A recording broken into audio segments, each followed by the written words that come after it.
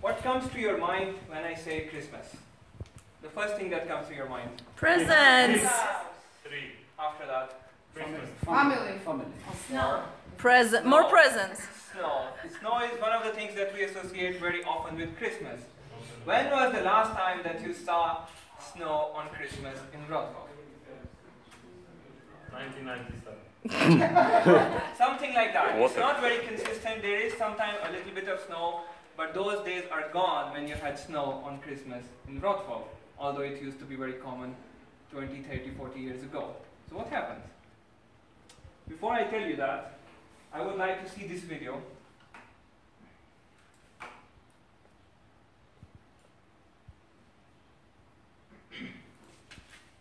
What this shows is temperature differences for last 150 years in the form of a musical symphony. So the louder the music gets, the more carbon dioxide there is in the atmosphere. And the higher the pitch gets, that means that is more higher the average temperature has been on Earth. So just not only watch closely, but listen very carefully.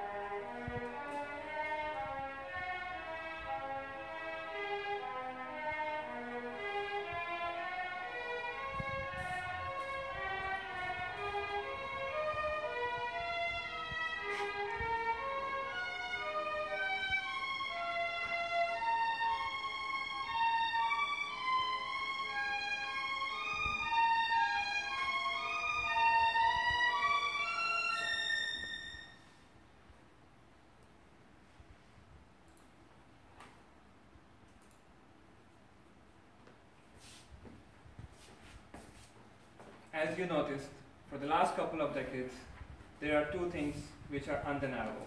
Number one, that the temperature on average has risen all over the world. Number two, that there has been more carbon dioxide in our atmosphere since the industrial age, that's about 1 century ago. These two facts are undeniable, but the debate is still open whether both of them are only correlation or actually causation, which means that one is causing the other. That more carbon dioxide that we put in the atmosphere is actually causing the global warming that we are experiencing. According to the scientists, 97% of all climate change related scientific research and papers agree on this simple fact that yes, the carbon dioxide that is being put out by human activity for the last 100 years has contributed to the global warming. Only 3% of those are in doubt. But how does it actually work? What is the simple explanation? Why does burning and producing more carbon dioxide actually is making our Earth hotter? The answer is very simple. You must have heard or studied a bit about greenhouses. Greenhouses are used for growing certain kind of plants and flowers that don't usually grow in colder climates by enclosing it in a plastic bag so that it traps all the heat, and all those plants can be grown in the places where they usually wouldn't grow. Imagine the same thing is happening to our Earth.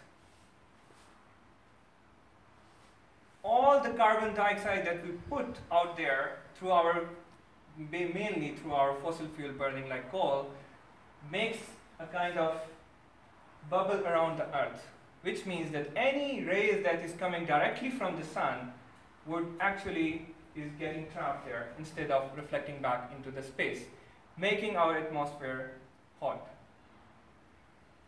This greenhouse effect is not only causing our temperatures to go high, but because of that, all the ice is also melting.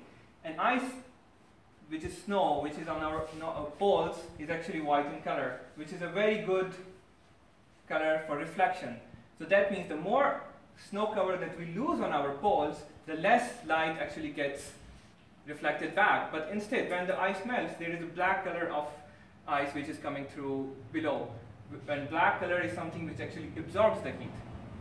So the more we lose ice, the more we lose our ability to reflect that heat back.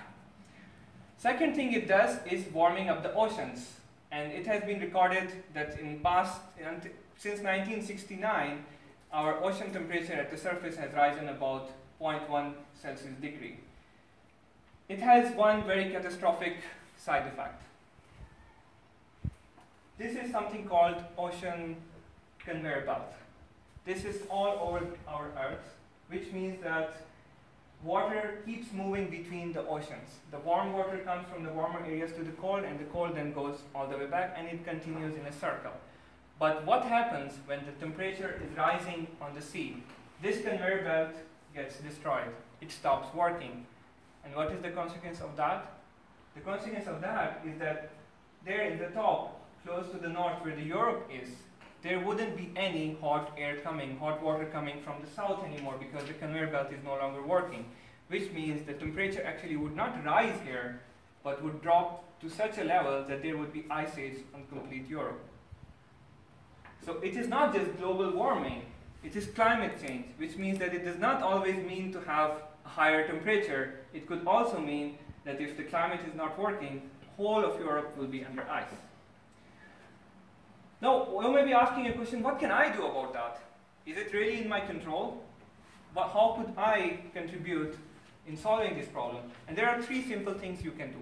First, you can reduce your carbon waste, which is very easy. Stop using more electricity, stop driving the cars, but actually use public transport, etc., etc. You all know that.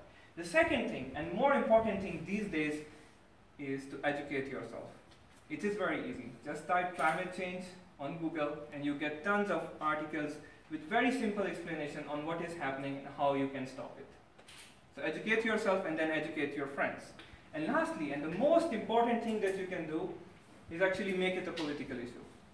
Poland is one of the top 10 countries that burns coal, and is one of the top 10 countries that then in turn contributes to carbon dioxide.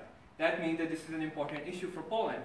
So if you make your votes during your city elections or your country elections based on if they are going to change to renewable energy or not, contributes at the end of the day to the overall climate change debate. And remember, we have only one Earth where humans are living. So far, we are only one planet species. And this Earth is getting destroyed. It is time to act together and make Earth great again. Thank you.